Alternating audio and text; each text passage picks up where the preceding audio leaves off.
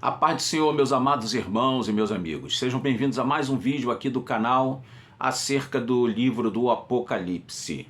Vamos estar falando hoje do capítulo de número 6 e fazendo algumas considerações acerca deste capítulo muito denso do Apocalipse, né? Que se formos dar vazão a toda a densidade que este livro e esse capítulo tem, produziríamos aqui um vídeo muito longo, mas vamos procurar o máximo trazer informações, mas ao mesmo tempo ser objetivos. Antes de gravarmos, peça sua inscrição no canal, em nome de Cristo. Ao ativar o sino da notificação quando se inscrever, você vai automaticamente receber notificações de que eu estou gravando um outro vídeo. Fazendo isso, dê o like, muito importante mesmo, dá o like, tá? Aquele joinha que tem lá, com o dedo para cima, né? Aquele com o dedo para baixo. Esse está dizendo que você não gostou e esse está dizendo que você gostou. Faça isso, vai ajudar muito o canal aqui na divulgação do YouTube. E curta o vídeo, comenta positivamente e compartilha para quantas pessoas você quiser. Amém? Vou estar lendo aqui o capítulo de número 6 e você que tem a Bíblia acompanhe. E havendo o cordeiro aberto um dos selos, olhei e ouvi um dos 4 animais que dizia, como em voz de trovão, vem e vê. E olhei, e eis um cavalo branco, e o que estava sentado sobre ele tinha um arco, e foi-lhe dada uma coroa, e saiu vencendo e para vencer. E havendo aberto o segundo selo, ouvi o segundo animal dizendo, vem e vê. E saiu outro cavalo, vermelho, e o que estava sentado sobre ele foi dado que tirasse a paz da terra, e que se matassem uns aos outros, e foi-lhe dada uma grande espada. E havendo aberto o terceiro selo, ouvi o terceiro animal dizendo, vem e vê. E olhei, e eis um cavalo preto, e o que sobre ele estava sentado tinha uma balança na mão. E ouvi uma voz no meio dos 4 animais que dizia, uma medida de trigo por 1 dinheiro, e 3 medidas de cevada por 1 dinheiro, e não danifique o vinho e o azeite. E havendo aberto o 4º selo, ouvi a voz do 4º animal que dizia, vem e vê. E olhei, e eis um cavalo amarelo, e o que estava sentado sobre ele tinha por nome Morte, e o inferno o seguia. E foi-lhes dado o poder para matar a 4ª parte da terra com espada, e com fome, e com peste, e com as feras da terra. E havendo aberto o 5º selo, vi debaixo do altar as almas dos que foram mortos por amor da palavra de Deus e por amor do testemunho que deram. E clamavam com grande voz dizendo, até quando, ó verdadeiro e santo dominador, não julgas e vingas o nosso sangue dos que habitam sobre a terra? E a cada um foi dada uma comprida veste branca, e foi-lhes dito que repousassem ainda um pouco até o tempo em que também se completasse o número dos seus conservos e irmãos que haviam de ser mortos como eles foram. E havendo aberto o 6º selo, aí esse capítulo 6 vai até o 6º selo, tá ok? Então olhei e eis que houve um grande tremor de terra, e o sol tornou-se negro como saco de silício, e a lua tornou-se como sangue, e as estrelas do céu caíram sobre a terra, como quando a figueira lança de si os seus figos verdes, abalada por um vento forte. E o céu retirou-se como um livro que se enrola, e todos os montes e ilhas foram removidos do seu lugar, e os reis da terra, os grandes, os ricos, os tribunos, os poderosos, e servos, e livres, se esconderam nas cavernas e nas rochas das montanhas, diziam aos montes e rochedos, cai sobre nós, e nos esconda do rosto daquele que está sentado sobre o trono e da ira do Cordeiro. Porque é vindo o grande dia da sua ira, e quem poderá subsistir? Então está aí 17 versículos do capítulo de número 6 do livro do Apocalipse. Vamos então aqui fazer algumas considerações do que nós lemos, né? Esses 5 primeiros capítulos do livro do Apocalipse, eles apresentam Cristo glorioso, né? Assentado na glória, apresentam Deus também sendo glorificado, traz sondagens às igrejas, às 7 igrejas, exortando-as, consolando-as, corrigindo-as, encorajando as 7 igrejas, né? Isso está até o 5º capítulo. Então, até o 5º capítulo, vemos manifestações de graça, de bondade de Deus, e vemos a manifestação também do seu grande amor pela correção, pelo arrependimento e por aí vai. Não é? As 7 cartas que não são abertas, os 7 selos que não são abertos no capítulo 6, vai até o 6º selo, eles já começam a mostrar o que irá acontecer sobre a face da planeta Terra.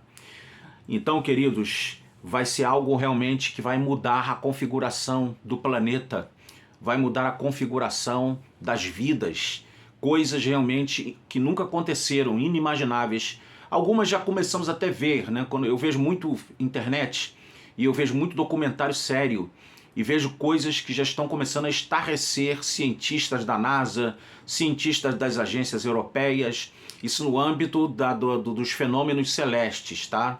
Ontem mesmo vi algo muito parecido com isto aqui.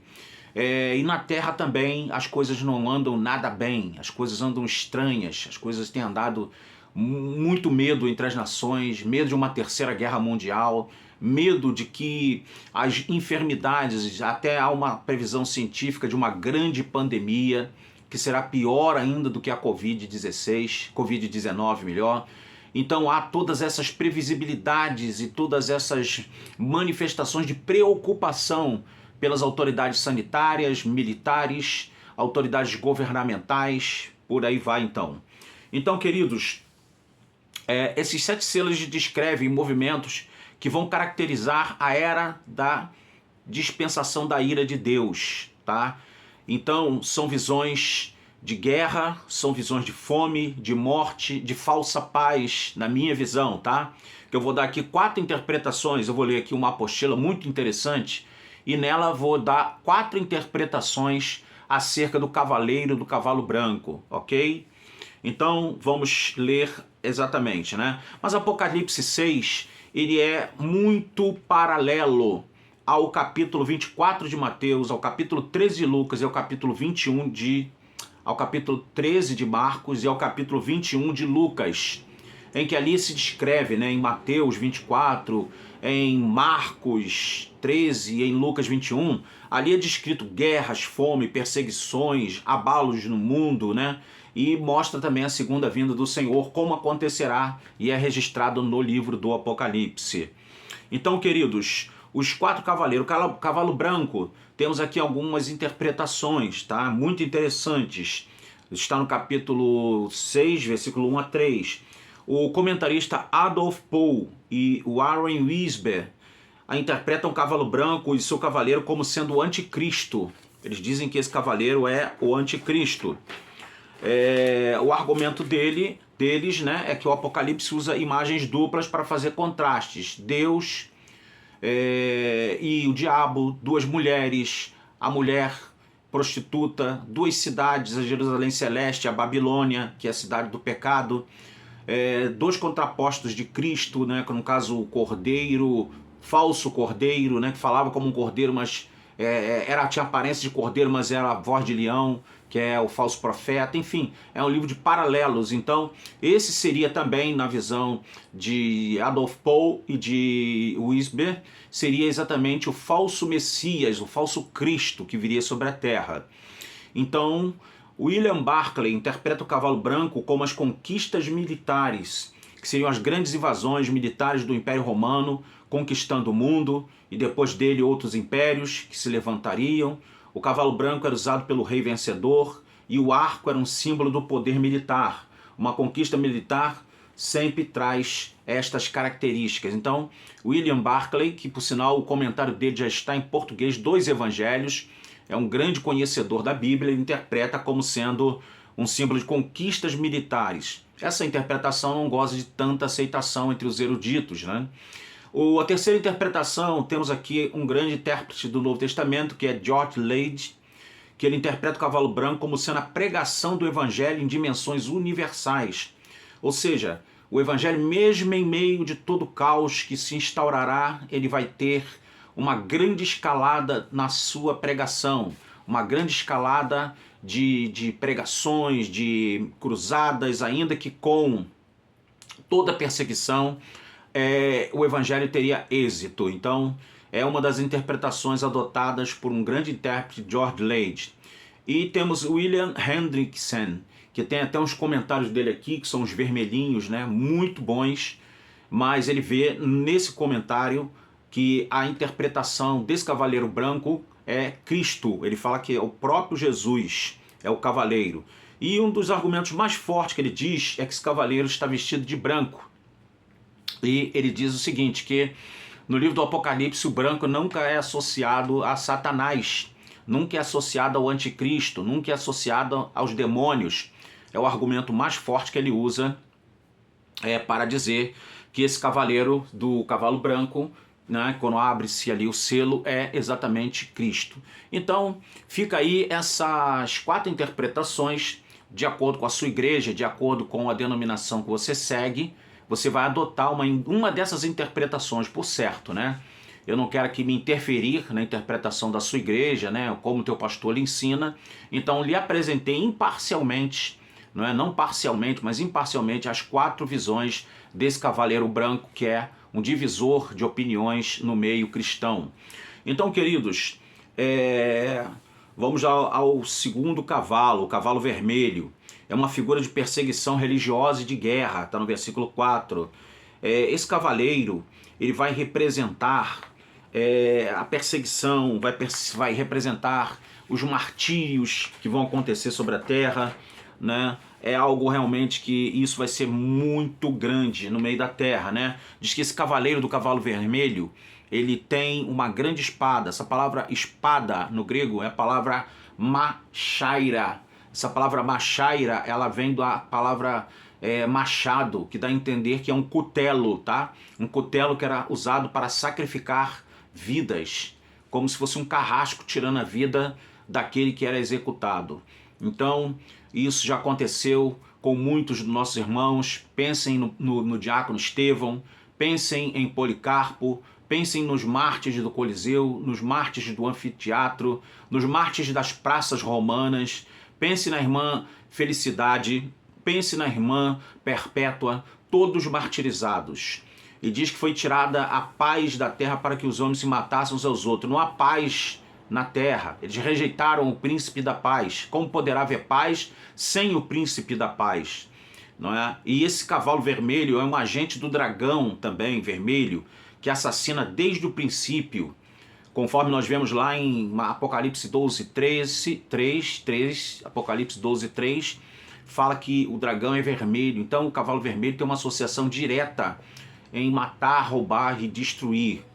Né? E diz que a terra nesse período estará bêbada do sangue, cambaleando pela guerra. Vemos depois o cavalo preto. O cavalo preto, ele é um símbolo da fome, da pobreza, da opressão e da exploração, meus amados.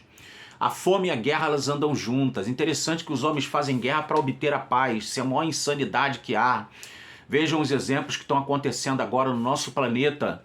As pessoas estão querendo guerra, estão matando milhões, milhares e milhares de pessoas para poder alcançar seus objetivos. E quando alcançar, depois de matarem milhões de pessoas ou milhares de pessoas, centenas de milhares, aí eles querem a paz, aí eles selam a paz. Isso é uma insanidade. Então o cavalo preto, ele tem esse tipo de coisa. A guerra, ela traz a fome. Existe um país que está em guerra, que esse país está faltando batatas e cebolas, que são os pratos principais das pessoas que são mais pobres. A cebola, ela teve uma inflação de 224%, vi isso ontem no noticiário, e a batata uma inflação de 150%. Aumentou, o povo está reclamando, vai haver panelaço, porque o povo está com fome, o povo está inclusive se insurgindo nessa nação, porque isso vai acontecer em escala mundial com a ascensão do cavalo preto. Isso vai acontecer numa escala que vai abranger todos os países da terra, todos serão atingidos com a carestia, com a falta de alimentos, com a fome, e isso vai acontecer de uma forma terrível. A pobreza, ela vai atingir as pessoas de uma forma terrível, de uma forma tal como nunca antes vista. O cavalo amarelo, ele é uma figura da morte. Diz aqui que a morte e o inferno, elas estavam andando lado a lado, né? E diz aqui, né, o nosso comentador, que o Hades sempre vem atrás da morte. A morte derruba e o Hades recolhe os mortos. A morte pede o corpo, enquanto o Hades reclama a alma, o princípio vital dos corpos daqueles que morreram. É uma interpretação bastante interessante, né? Então, a morte usa 4 instrumentos para sacrificar as suas vítimas. A espada, aqui não é a palavra grega machaira, mas temos a palavra grega ronfaia, que significa uma espada comprida usada na guerra. Aqui trata-se de uma morte provocada por guerra. Então vemos que o cavalo amarelo, que ele é uma figura da morte, está mostrando para nós que haverão guerras, que nessas guerras muitos serão mortos, literalmente falando, por as armas. Usa também a fome, o cavalo amarelo, que é um subproduto da guerra. Cidades sitiadas, falta de transporte, falta de alimentos, né? Pestilência e mortandade são descritas como pragas, pestilências, cresce com a pobreza e com fome, com as guerras, e as bestas da terra, que são as que devorarão e despedaçarão tudo que encontrarem. Essas bestas aqui não quer dizer literalmente que serão feras, né? Literalmente falando. Podem ser doenças que o homem ainda não descobriu a sua cura, doenças que ainda irão aparecer no cenário mundial e que o homem não saberá que tipo de doenças serão essas, porque devido a guerras, a fome, a tanta coisa ruim que acontecerá na Terra, vão haver crises sanitárias no planeta, crises sanitárias, coisas realmente que vão abalar os alicerces do mundo. O 5º selo ele é aberto, versículo 9 a 11. Aí vê-se no versículo 9 as almas dos que morreram pela sua fé, que estão debaixo do altar de Deus. Essas almas, elas pedem a justiça de Deus. Eu fiz até um vídeo aqui especialmente sobre esse texto. Dê uma olhada aí na playlist aí você vai encontrar esse vídeo. Então essas almas, elas pedem justiça a Deus, e Deus fala que haveria de haver um número de conservos que ainda morreriam, para que se cumprisse o número deles, o número dos mártires da grande tribulação. Então há muitas ideias, especulações teológicas de grandes intérpretes. Quem são esses que morrem na grande tribulação? É a igreja que ficou, que não foi arrebatada, e há aqueles que pensam que foi a igreja que ficou, e que aqueles que ficaram passaram a temer a Deus, passaram a glorificá-lo e passaram a viver uma vida de testemunho, e deram com isso as suas vidas para a salvação das suas almas. Conheciam a palavra e enfrentaram todas as artimanhas malignas, todas as perseguições malignas que se insurgiram, eles enfrentaram e pagaram com a vida. Há essas 2 interpretações. Então aqui fica alguma coisa para quem é pré-tribulacionista e para quem é pós. Para quem é pré, são os que ficaram, e para quem é pós, é a própria igreja que está aqui, que está sendo martirizada em meio à grande tribulação. Aí depende da sua visão aí do texto, querido, entendeu? Então, Deus não poupou as pessoas do martírio, mas deu-lhes poder para morrerem por causa da palavra. Então, Deus aqui, irmãos, a igreja sempre foi perseguida, essa é a grande verdade. A igreja sempre teve mártires, sempre teve pessoas que morreram pela causa de Cristo. E isso, na grande tribulação, será uma grande realidade. Muitos morrerão pela causa de nosso Senhor e Salvador Jesus Cristo. Então, meus amados, diz que as almas dos fiéis, elas são vestidas, elas recebem vestes compridas, brancas. Isso representa, como já falei aqui em um vídeo passado, retidão, santidade, e representa nesse caso a alegria. Quando as pessoas antigamente elas eram mortas, no regime de Roma principalmente, né, elas eram vestidas de preto, que era um símbolo da morte. Botava-se uma capa preta e um capuz preto, e elas eram mortas, vestidas de preto, mostrando aí que a morte tinha as alcançado, e era o fim para elas, quando se botava essas vestes pretas. As vestes brancas aqui, ela já é um símbolo de glorificação, de bem-aventurança, de alegria, de eternidade de paz, de eternidade de nunca mais sofrer, porque estarão para sempre na presença de Cristo.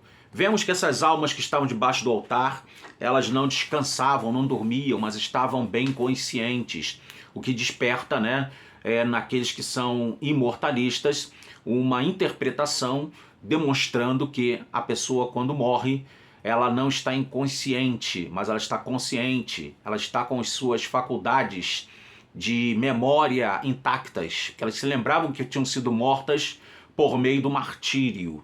Então, meus amados, o clamor sobre a terra chegou, né? O juízo chega às portas, é a ira do Cordeiro. Então os selos eles são abertos, diz que o sol, a lua, as estrelas, os montes, as ilhas, tudo aquilo que se considerava sólido, firme, está sendo abalado agora, né? As vigas de sustentação do universo estão sendo abaladas. Uma mudança topográfica, ela está sendo implementada no meio da Terra. Toda a Terra está passando por uma modificação. E existe realmente uma previsão científica de que as geleiras estão derretendo.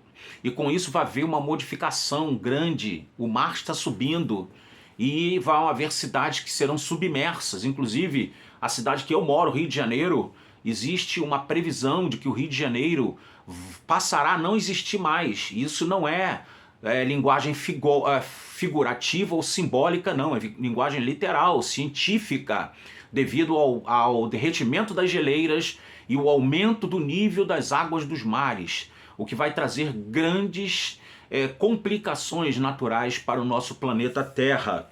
Então, meus amados, a coisa realmente está caminhando, literalmente falando, para um fim não muito bom, um fim trágico, né? Para os que habitam na Terra, e muitos morrerão, milhares de pessoas vão morrer.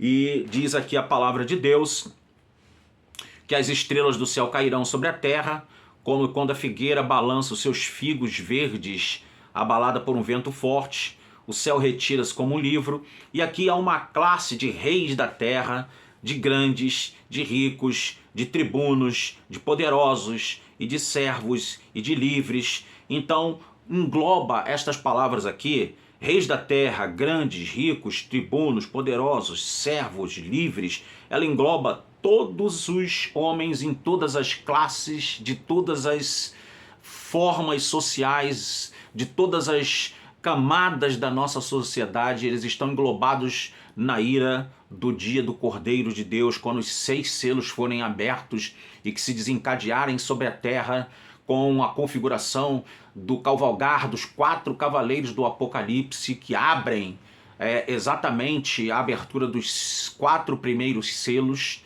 São os 4 que cavalgarão pela terra, mostrando aí exatamente o que virá. E tudo isso vem acontecendo, né? Vai acontecer naquele período. E os reis da terra e todas as pessoas dizem aos montes e rochedos, ou seja, eles procuram se esconder.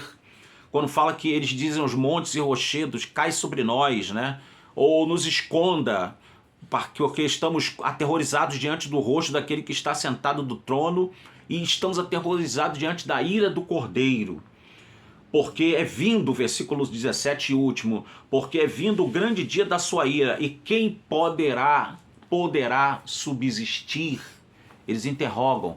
Então eles pedem ali proteção para forças naturais, mas a Bíblia está dizendo ali que as ilhas serão removidas, as montanhas serão abaladas, os próprios céus eles se recolherão como um pergaminho. Tudo isso está mostrando que vão haver poderes que são poderes físicos e que são poderes que os homens veem neles a estabilidade, não é? Os homens veem neles as coisas as quais dizem, não, isso aí nunca vai mudar, não é? Isso aí é alguma coisa que não vai sair do seu lugar, mas vão sair por causa do juízo da ira do Cordeiro. Então os homens buscam em vão, digo isso, em vão, se esconder da ira do Cordeiro, porque de Cristo e de Deus ninguém jamais se esconderá ou jamais se esconde, porque o dia para ele, a luz para ele é como as trevas, e o dia para ele é como a noite. Ninguém pode se esconder da ira do Deus Todo-Poderoso. E é o que o capítulo 6 vem nos apresentar aqui, ok? Então, queridos, ficamos por aqui hoje. O vídeo ficou um pouquinho maior, procuramos ser bem objetivos e correr o máximo possível que as explicações, mas apresentamos aí mais um vídeo para você no projeto Apocalipse. No próximo vídeo te espero para que a gente possa estudar o capítulo de número 7, que é muito importante, que é a visão dos mártires. Os israelitas são salvos dos perigos iminentes, né? Alguns colocam dizendo que são os israelitas aí no capítulo 7, que fala aí das tribos, né? Ele vai falar aí das tribos, né? De Judá, de Asser, de Manassés e por aí vai. Então vamos dar o nosso parecer aqui no próximo vídeo, ok? Espero você, que Deus abençoe tua vida, tua família. Até o próximo vídeo, querendo Deus. Shalom.